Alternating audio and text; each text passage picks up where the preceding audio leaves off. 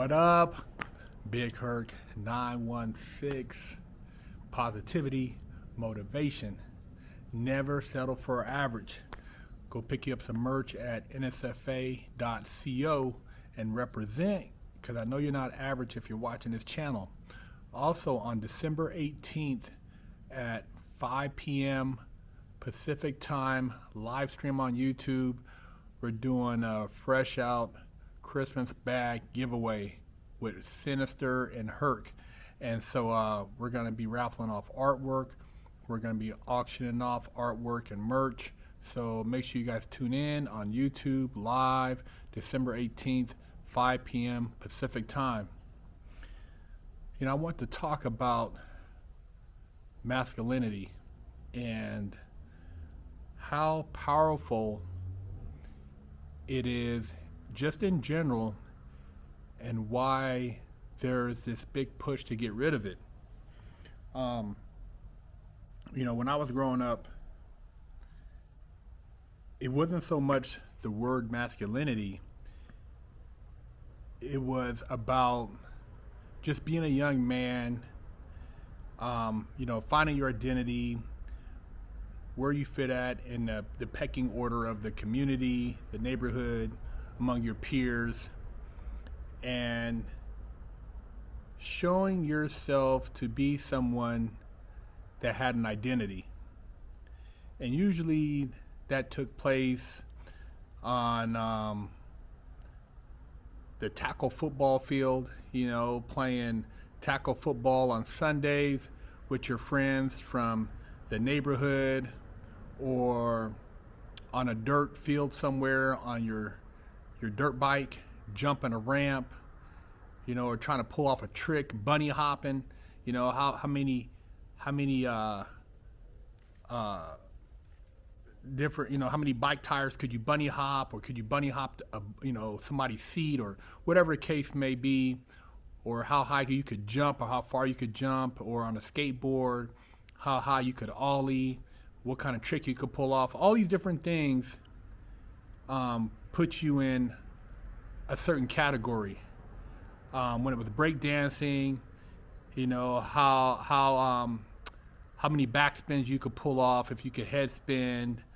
You know, it was always something, but that was a part of being masculine as a young man, as a young boy. In a gym, how many times you could hit the plate, you know, and the plate was 45, so altogether with the bar, that was what, 135. You know, that's when you were like 14, you know, 13, and then it came to two wheels, how many times you could hit 225. And all these things said something. I remember in the gym in high school, they had a board, and it had people's names from the high school and how much they bench press. And it was always a goal, or, you know, like a you know, badge of honor if you had your name up there, which was relative to your body weight or your grade. And, you know, that thing, it stood the test of time. And you know, we have some hogs at our school in Highlands, you know, Sacramento, and there are some cats, man, you know, hitting, you know, 385, then cats repping 315. Some dudes, you know, broke the 400 club, and we have some strong boys, man. We have some dudes who were, you know, some hitters, and that's how it all, you know, gradually elevated. And you know, and that played into other things, you know, when people like, oh man, that dude, you know, he was repping 225, he hit it like, you know, 15 times, or, you know, 20 times, and you know, being a man, you were proud to be masculine, you were proud to let your nuts hang, you know. And they really want to cut your nuts off now, man. They don't want your nuts to hang no more. They want your son or your brother or your friend to be a weenie, you know, to be a simp. And I'm just here to say, man, you know, Don't fall for the okie doke. Be yourself, assert yourself, and don't be afraid to be a young man that stands proud. Even when I went to juvenile hall, man, I mean, man, it was all about size, throwing them hands, how strong you were. And I actually did my first bodybuilding contest in California Youth Authority, the Bear River Classic in Grass Valley, 1990. I took first place in the heavyweight and overall. I took the overall. And that was off of jailhouse food too, eating, rice, tuna, top ramen, chilies and stuff like that. But that was my first experience dieting. But back in the days, in YA, man, you had cats in there that were 19s with 19-inch arms, 20 with 20-inch arms, 21 with 21-inch arms.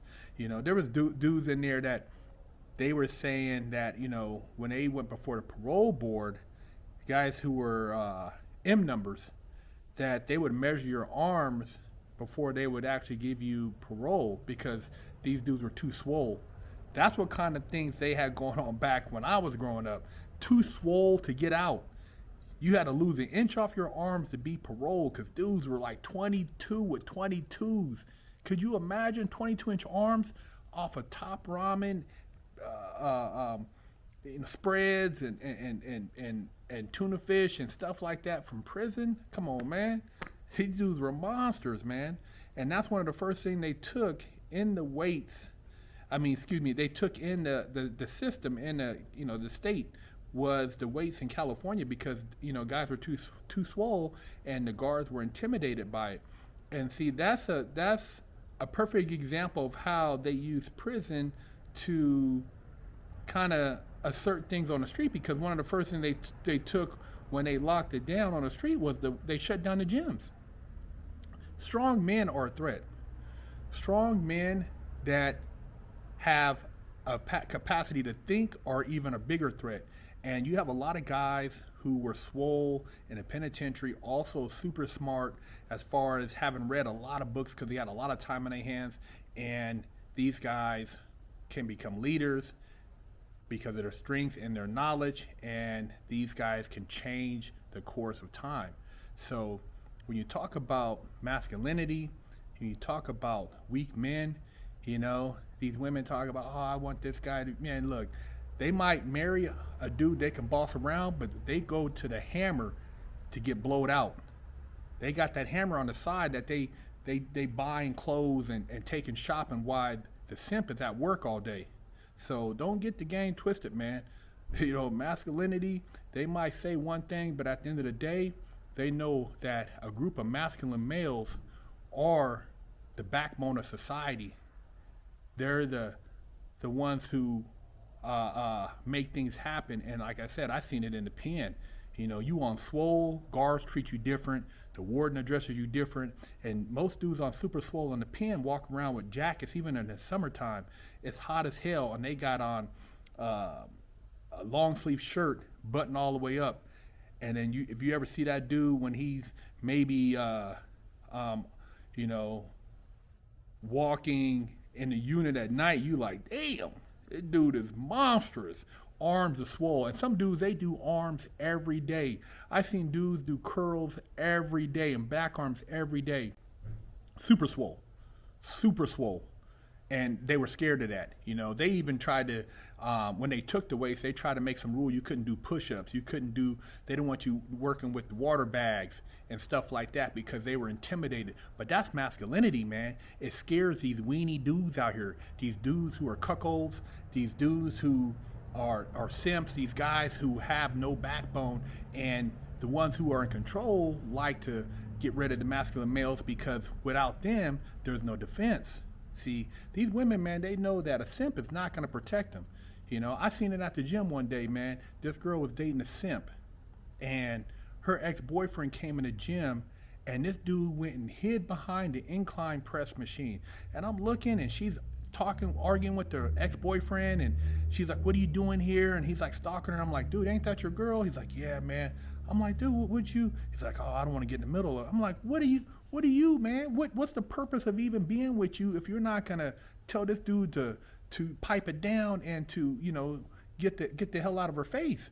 She had to go and tell the manager of the gym that she had a restraining order to get the dude to leave. In the meantime, this dude is hiding out behind the incline press. And then when she's done, she comes over there and literally, says, hey, let's go. And I'm like, man, what kind of weenie is this? So, man, you don't want no weenie in your life, man. You ain't got time to have a non-masculine male around you, because that dude is not going to put in any work when it comes time to handle his business. So, hey, take it from me, man. I'm telling you, man, masculinity, it ain't dead, man. They just trying to cover it up because they know what it's capable of. Big Herc 916. Walking around with a crusty butt, smelly ball sack, and a funky hoo-ha. Big Herc said, wash that ass. Pick you up a t-shirt at freshoutseries.com. Hello, I'm Big Herc 916. Contact me for life coaching and motivational speaking.